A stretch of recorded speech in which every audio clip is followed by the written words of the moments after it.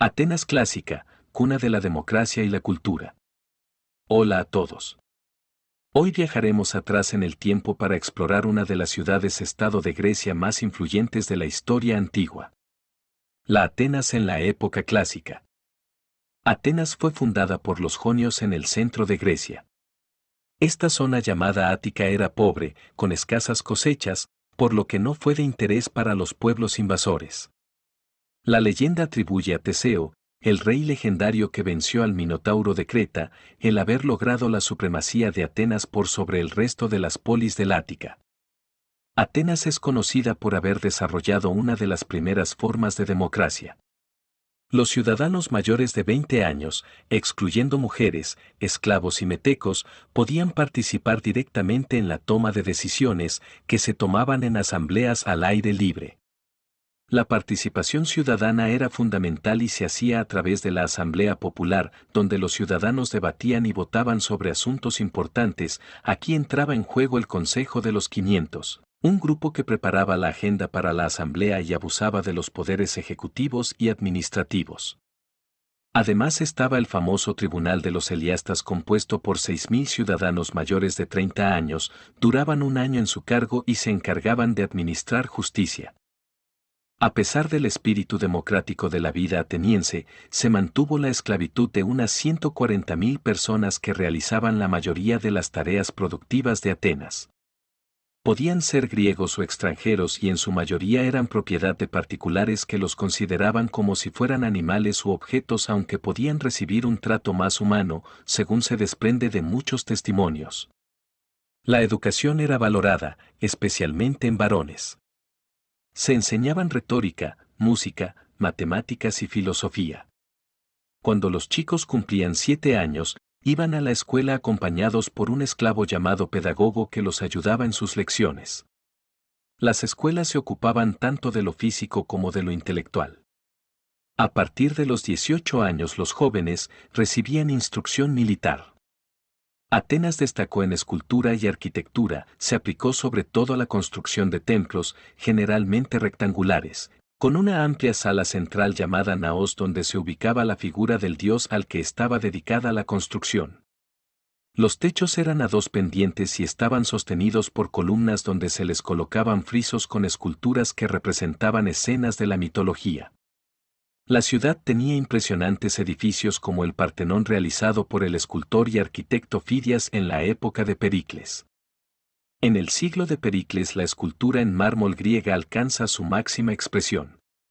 Los más grandes escultores de la época fueron Fidias, autor de la estatua de Zeus en Olimpia y la Atenea de la Acrópolis, Mirón, con sus esculturas en bronce, entre ellas el discóbolo, imagen de un joven atleta en el instante previo a lanzar un disco, y Policleto, creador del Doríforo, joven guerrero. El teatro era una forma importante de entretenimiento y expresión cultural. Se realizaban obras de dramaturgos como Sófocles y Eurípides en festivales, todos los grandes teatros se encuentran al aire libre.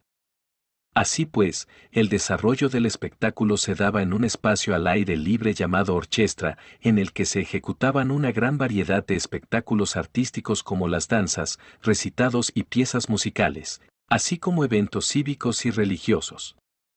Fue a través del teatro griego que se presentaron, por primera vez, los géneros teatrales como el drama, la comedia y la tragedia, inspirados, principalmente, en aspectos de la sociedad, como las guerras entre las polis, las guerras médicas o el conjunto de creencias sobre la mitología griega y los dioses olímpicos.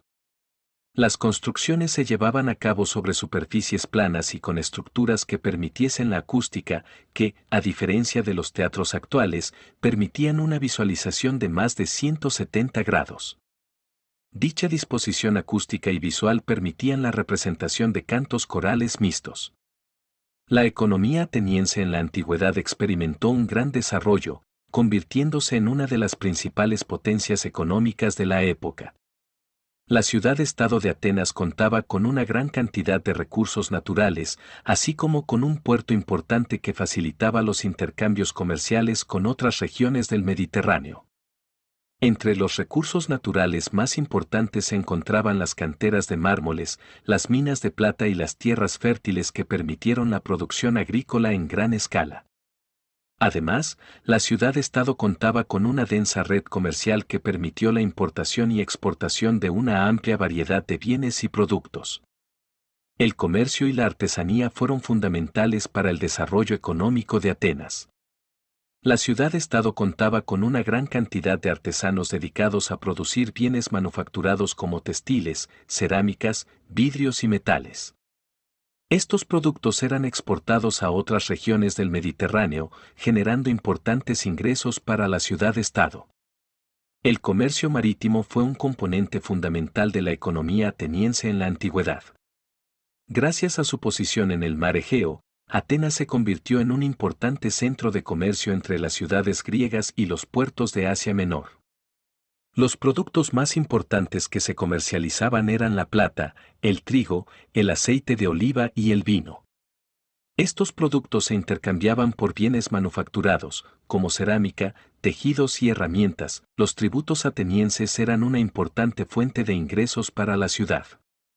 Además, la ciudad también recibió tributos en forma de bienes y servicios, como barcos o soldados para el ejército. Estos recursos financieros permitieron a Atenas financiar sus guerras y expandir su influencia en el mundo mediterráneo. La religión era esencial en la vida ateniense. Los atenienses rendían culto a muchos dioses, especialmente a Atenea. Las festividades, como las Panateneas, unían a la comunidad y celebraban su cultura. Además de los dioses, los griegos veneraban a los héroes, hijos de dioses y diosas que se destacaban por sus hazañas. En Delfos funcionaba el oráculo, templo dedicado a la adivinación en el que una sacerdotisa llamada Pitonisa predecía el futuro a los miles de griegos que concurrían curiosos a visitarla. Atenas no solo fue un centro de poder en su época, sino que también sentó las bases de la cultura y la política que influyen en nuestra sociedad actual. Si te ha gustado este viaje a la antigua Atenas, no olvides darle like y suscribirte para más contenido histórico.